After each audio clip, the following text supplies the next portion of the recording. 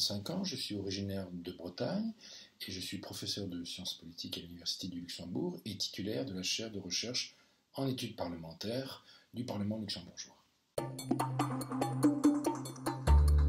Alors, les parlements nationaux et les parlements régionaux à pouvoir législatif dans l'Union européenne, je verrais ça de trois manières.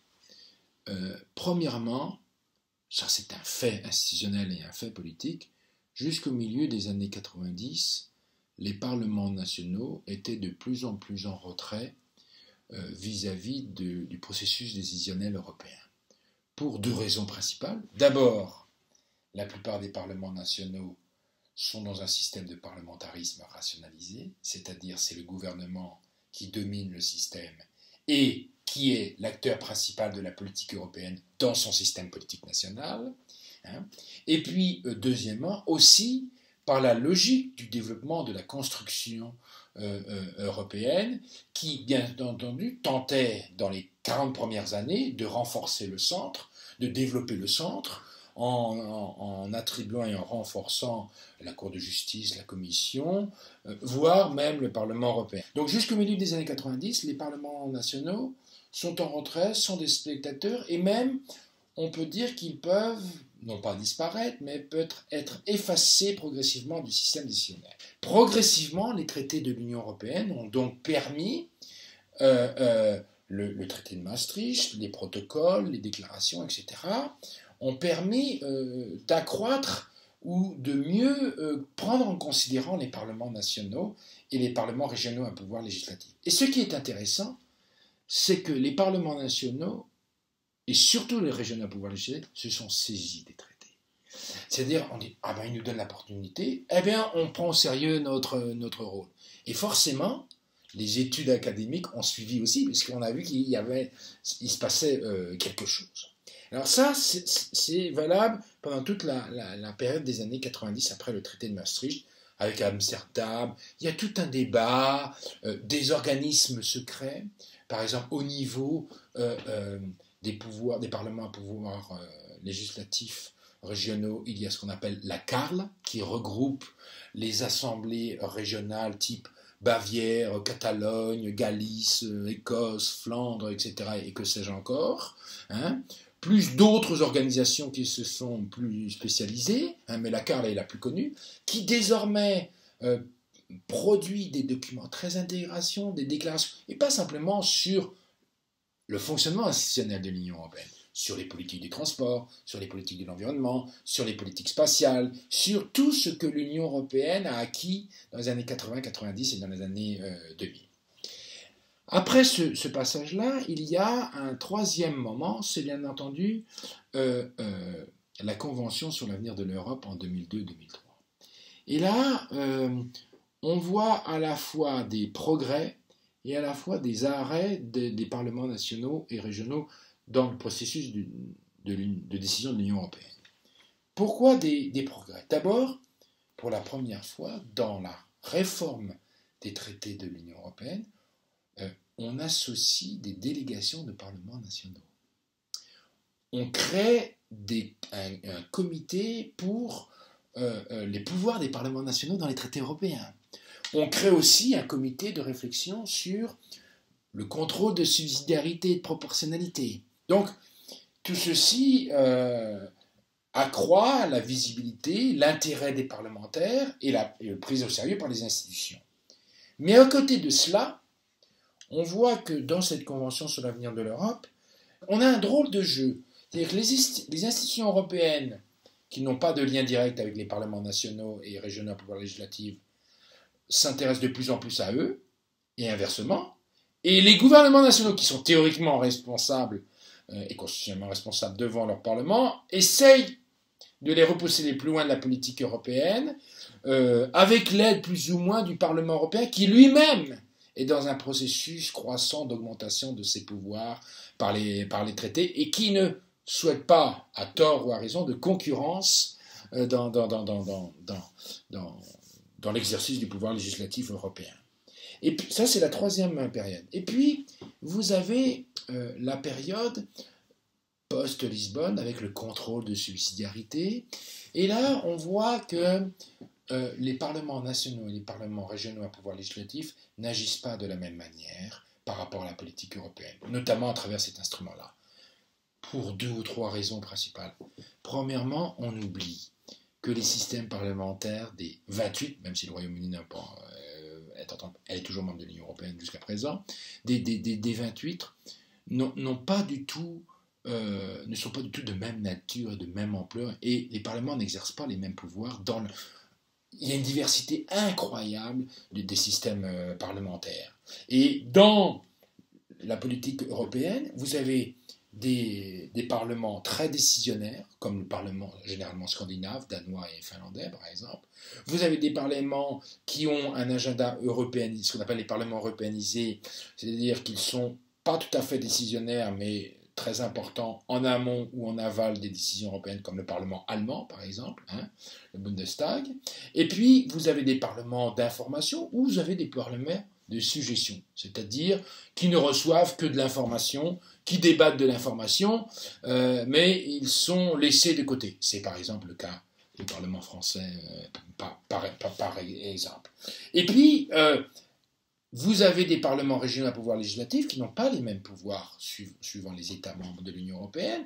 Et on l'a vu avec, pas à mon étonnement, mais tout d'un coup, on a vu qu'il y avait le Parlement de Wallonie qui, au moment du traité transatlantique liant l'Union européenne et le Canada, s'est manifesté, mais tout le monde avait oublié que constitutionnellement, il travaillait depuis de nombreuses années à mieux s'impliquer dans les relations internationales et économiques de l'Union. Donc on a une période d'instabilité en raison de la structure institutionnelle. Et puis la deuxième raison de cette différenciation, c'est les parlements sont composés de partis politiques. Et ils sont l'expression de l'état des opinions en dépit des systèmes électoraux qui peuvent exister. Or, qu'est-ce qu'on constate dans les 4 dernières années? C'est que des parlements nationaux, loin de participer à la construction européenne ou à la gouvernance européenne, utilisent les instruments qui sont à leur disposition pour soit mieux bloquer l'Union européenne, mieux bloquer leur gouvernement en termes d'initiatives de politique, voire même utilisent ces instruments qu'ils ont dans les traités européens ou dans leur constitution ou dans les lois qui les forment pour tout simplement envisager des sorties de l'Union européenne. Et ça, c'est un phénomène nouveau. Donc nous avons 2 classes de parlements nationaux et régionaux législatifs, ceux qui veulent approfondir la gouvernance européenne et y participer pleinement, quitte à apparaître, excusez-moi de l'expression, des emmerdeurs, mais des emmerdeurs utiles, et d'autres qui utilisent les instruments pour bloquer le système, pour le défaire et pour retourner un état non pas de gouvernance, mais de simple coopération sur des bases volontaires et, en fin de compte, de revenir à la pré-méthode communautaire et réaccroître ou refonder une méthode intergouvernementale de coopération européenne. Donc, ils ne sont pas dans la même logique. La Chambre des députés du Luxembourg est classée, selon une étude publiée par mes collègues Wolfgang Wessels et Olivier Rosenberg, comme un parlement qui a très peu d'importance dans la gouvernance européenne, d'un côté, et dans la politique européenne du Luxembourg de l'autre. Pourquoi? Pour de nombreuses raisons. Premièrement, le Luxembourg est un système de parlementarisme rationalisé, c'est même l'un des plus anciens. Et la politique européenne a toujours été concentrée au niveau du ministère d'État et du vice-premier ministre, concentration due par le fait que le Luxembourg, étant le plus petit État membre de l'Union européenne, cette concentration est rendue nécessaire ainsi. Et donc, de fait, pendant très très longtemps, la Chambre des députés du Luxembourg s'est contentée d'avoir un rôle informatique, de recevoir l'information. Alors ça a changé au milieu des années 2000, après le feu traité constitutionnel européen, parce qu'il a fallu constituer des délégations au Parlement à cette convention. Ensuite, il a fallu réfléchir sur le traité de Lisbonne, sur les modalités. Il a fallu réfléchir sur les modalités de ratification des futurs traités européens, etc. etc. Et donc, la Chambre des députés s'est autosaisie d'un rôle qu'elle n'avait pas eu à faire auparavant. Ça, c'est un premier point. Le deuxième point, la Chambre des députés du Luxembourg, avec le gouvernement, ont signé un mémorandum, mais ce mémorandum n'accroît pas forcément. En apparence, lorsqu'on lit le mémorandum, on dit, qui est inclus au règlement interne de la Chambre des députés, on dit, ah ben voilà un Parlement qui est traité au sérieux dans les politiques européennes. Bien entendu, beaucoup plus d'informations, beaucoup plus de communication et de réunions régulières entre le gouvernement et le Parlement, les ministres et les commissions à proprement dites, etc. Le Parlement luxembourgeois s'est d'ailleurs adopté à cela parce qu'il a créé une représentation permanente à Bruxelles. Le travail des commissions est organisé autour de la commission des affaires étrangères et européennes du Parlement qui dispatche ensuite, suivant les dossiers, aux autres commissions. Le secrétariat général fait un gros travail, donc il y a une professionnalisation certaine, même forte. Mais en réalité, on reste dans le domaine de l'information qui circule. Et puis la troisième chose, c'est que le Luxembourg est une démocratie consensuative. Donc, il faut des accords entre les élites des partis et des groupes d'intérêt très rapidement, au risque de menacer même pas l'existence du Luxembourg, mais de certaines politiques. Or, si le Parlement du Luxembourg était trop divisé ou trop impliqué dans un contrôle de la politique européenne, il ne pourrait pas reproduire ce consensualisme qui est nécessaire, et qui est d'autant plus nécessaire pour espérer avoir des postes les plus élevés dans l'Union européenne. Donc, le consensualisme joue au niveau national et il est reproduit dans la politique européenne. Et ça, on oublie. Et puis, il y a une quatrième chose, et c'est moins glorieux pour le Parlement du Luxembourg, c'est tout simplement que beaucoup de députés nationaux ont d'autres fonctions.